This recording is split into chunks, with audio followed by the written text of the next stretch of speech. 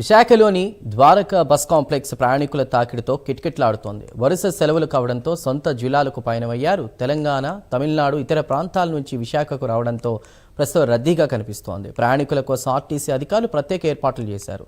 ఇక ఇదే అంశానికి సంబంధించిన మరింత సమాచారాన్ని విశాఖ ద్వారకా బస్టాండ్ నుంచి మా ప్రతినిధి చంద్రశేఖర్ అందిస్తారు.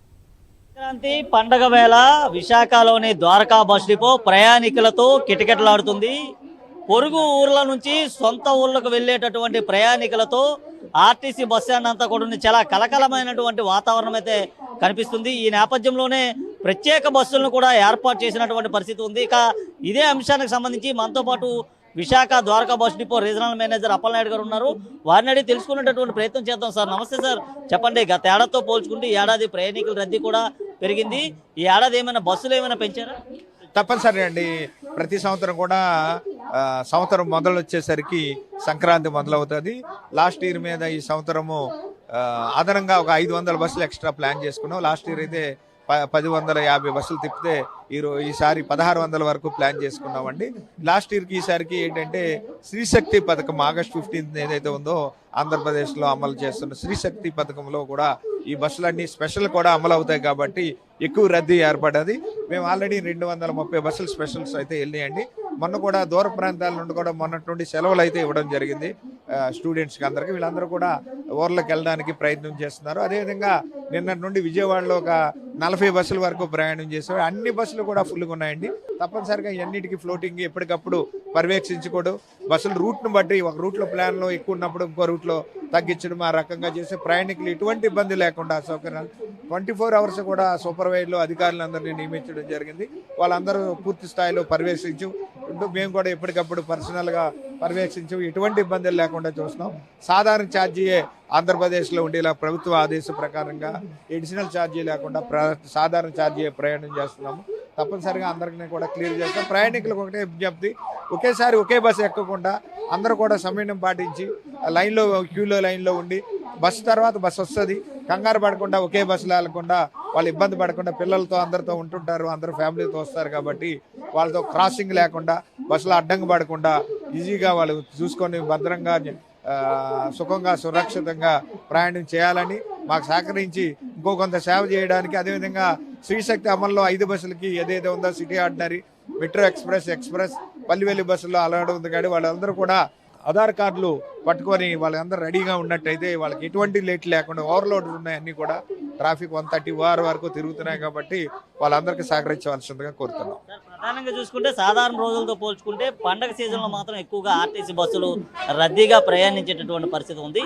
ఫిట్నెస్ విషయంలో ఎలాంటి జాగ్రత్తలు తీసుకుంటారు? తప్పనిసరి అండి. మన సంక్రాంతి రాగానే 1 నెల రోజుల నుండి కూడా భద్రతా మాసోత్సవాలు కూడా మాకు జరుగుతున్నాయి. 1 మంత్ నుండి కూడా అన్ని బస్సులు ఇంక్లూడింగ్ హైర్డ్ ప్రైవేట్ బస్సులు కూడా మేము సెన్సస్ తీసుకొని స్టీరింగ్ హార్డు అదేవిధంగా బ్రేక్స్ ఇలాంటి అన్ని కూడా సెన్సస్ చూసి అన్ని కూడా అటెండ్ చేసామండి. ఎటువంటి ఇబ్బందులు లేవండి.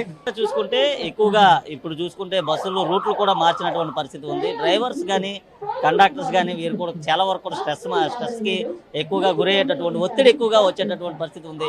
వారి విషయంలో మీరు ఎలాంటి జాగ్రత్త? తప్పనిసరిగా ఒత్తిడి అది ఉండకుండా నేను ఎర్లీ అవర్స్ డిస్పాచ్లో కూడా వాళ్ళందరికీ వెళ్ళినప్పుడు కూడా చెప్తున్నాం. లాస్ట్ 1 మంత్ కూడా డ్రైవర్లు విశాఖ జిల్లాలో అందరు డ్రైవర్లు కూడా ఆన్ కాల్ డ్రైవర్ని అరౌండ్ 300 మంది కూడా ట్రైనింగ్ ఇప్పించున్నాం. రష్ శ్రీశక్తి వచ్చినప్పటి నుండి కూడా మా ఓఆర్ 69 నుండి 85% వరకు, ఓఆర్ పెరిగింది 95% వరకు. సో ఈ రకంగా రద్దీ ఉన్నప్పుడు ప్రయాణికులు క్రిష్కాస్ చేస్తారు. బస్ స్టాపుల్లో ఇబ్బంది ఉంటుంది. అక్కడక్కడ ఆటోలు ఇవన్నీ కూడా బస్ స్టాపుల్లో ఉండడం జరుగుతుంది. ఇవన్నీ చూసుకొని వెళ్ళాలనేది ఎప్పటికప్పుడు ట్రైనింగ్లు ఇస్తున్నామండి. ముఖ్యంగా చూసుకుంటే ఎన్ని లక్షల మంది సొంత ఊర్లకు వెళ్ళేటటువంటి అవకాశం ఉన్నారు? ఇది తప్పనిసరిగా రెగ్యులర్గా అయితే విశాఖ జిల్లాలో 4.5 లక్షల మంది ట్రావెల్ చేస్తారు. ఇది 1.5 వరకు డిబిఎస్ కాంప్లెక్స్ నుండి ట్రావెల్ చేస్తున్నారండి. ప్రతిరోజు కూడా 1.5 వరకు ట్రాన్స్పోర్ట్ చేస్తున్నాము. వాళ్ళందరూ కూడా సొంత ఊళ్ళకి, ఇదే కాకుండా వాళ్ళ ప్రైవేట్ వాహనాలు ఉంటాయి, ట్రైన్లు ఉంటాయి, అన్ని రకాల మోడ్స్తోనే వెళ్తుంటారు. మా ఆర్టీసీలో 1.5 వరకు ట్రావెల్ చేస్తున్నారండి.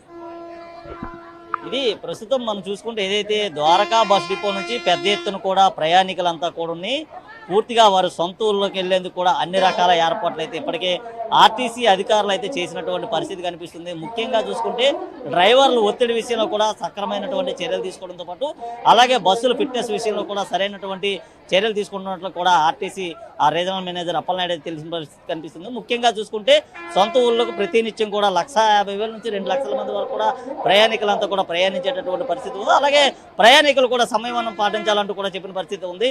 గత ఏడాదితో పోల్చుకుంది ఈ ఏడాది దాదాపు 500 బస్సులు అదనంగా కూడా యాడ్ చేసినట్లు తెలుస్తుంది. ముఖ్యంగా చూసుకుంటే ఏదైతే విశాఖపట్నం నుంచి శ్రీకాకుళం, విజయనగరం ఈ ప్రాంతాలకు వెళ్ళేటటువంటి వ్యక్తులు ఎవరైతే ప్రయాణికులు ఉన్నారో వారందరికి సంబంధించినటువంటి ప్రత్యేక బస్సులను కూడా ఏర్పాటు చేసాము. అలాగే స్త్రీశక్తి పథకాన్ని కూడా ప్రతి ఒక్కరు కూడా వినియోగించుకోవాలంటూ కూడా చెప్పిన పరిస్థితి ఉంది.